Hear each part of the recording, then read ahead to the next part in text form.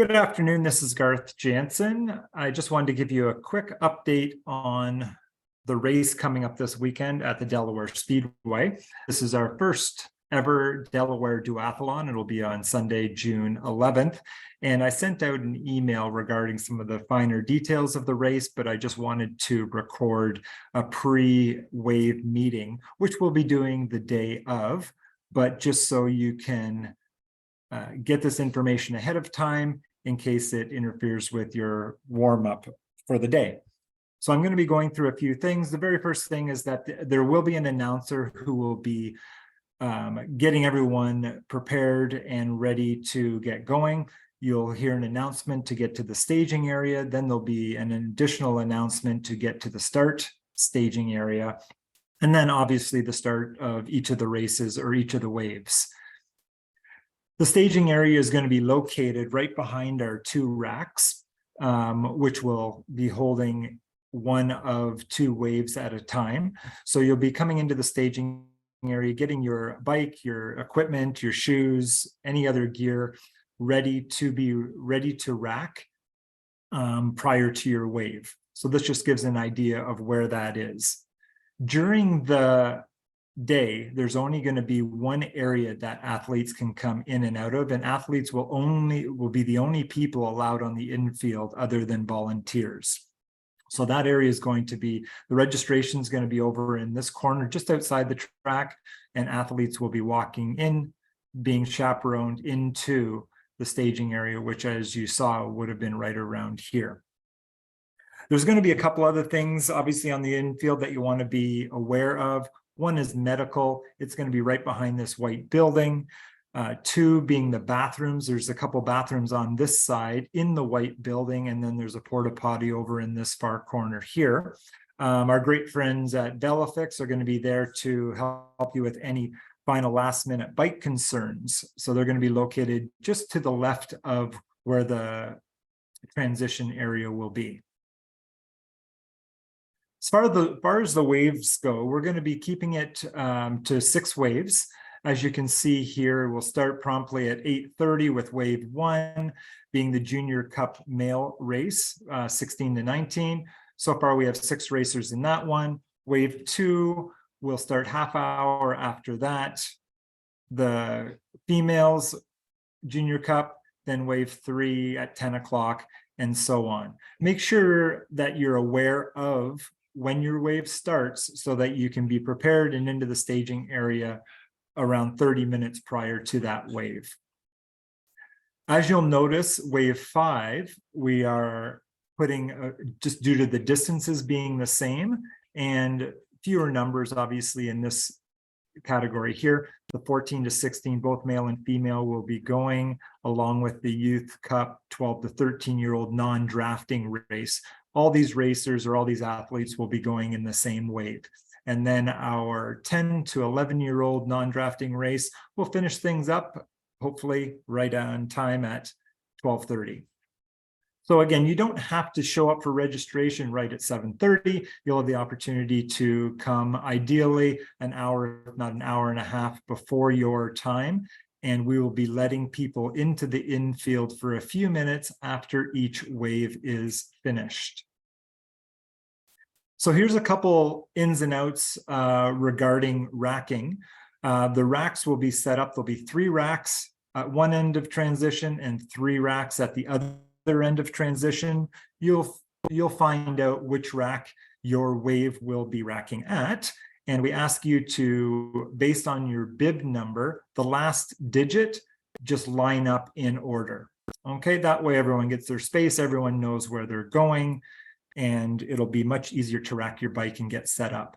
You'll notice that the bike out and the bike in are at one end of transition, and the run out and run in are at the other end, so that it's fair for everyone as far as distances go. Each athlete is going to have a bucket at the bottom where they can store their stuff, their shoes, anything that you have there needs to be put in that bucket.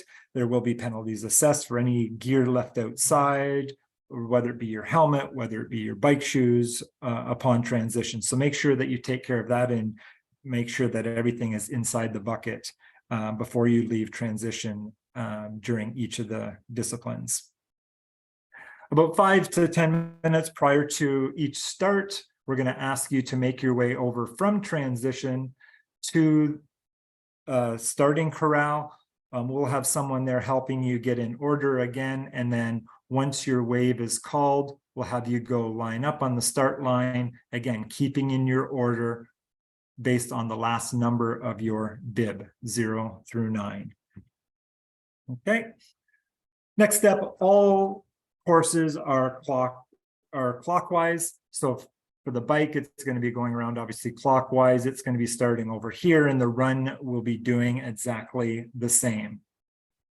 Okay, so for the first run, you're going to be starting on the start line up here and going clockwise around the run track, passing transition a number of times, and you'll have that in your wave to see how many times you will be passing by the transition or by the start line, and then an additional half lap bringing you back to transition where you'll enter and get your bike.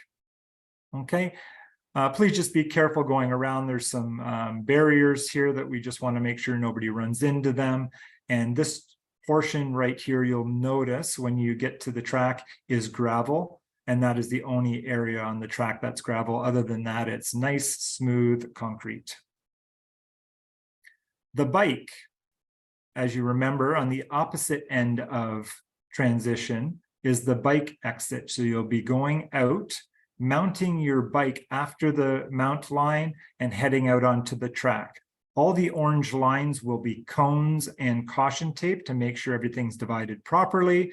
We want you to mount back here so that you can get some speed up prior to entering the speedway itself. Keep in mind that the bikes that are already on the track have the right of way, so make sure you're aware when merging. When dismounting, you're going to be coming off the track in this area here, coming around a fairly sharp corner, so control your speed. There's some rough asphalt in there, and then dismounting before the dismount line and running your bike back into transition to your racking spot. Make sure, I apologize, make sure that when you're passing on the left at all times. There will be no allowance to pass on the right. We will have people around the track watching for this, and make sure you're nice and loud when passing so people know that you are coming.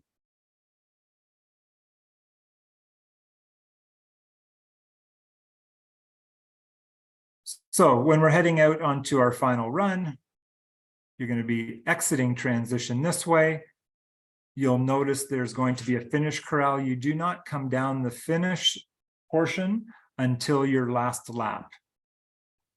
Okay, so you're going to stay to the left and go around the track that way until your last lap comes around. You'll be coming around this final corner and heading down the finish line.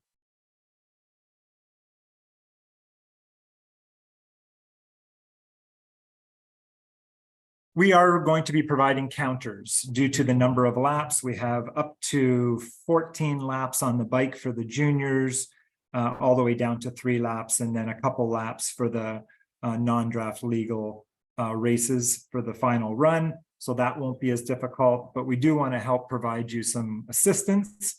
Please do try and count on your own, but we're going to be assigning every athlete with a volunteer counter for their laps. They will be wearing bibs as well, bibs 1 through 9 or 1 through 10. The last number on the bib will correspond with what number you are wearing. So for example, if we have a counter that's wearing bib number 1 and you have bib 21 or 11 or 31, 41, 51, 61, counter number 1 will be the person assigned to you.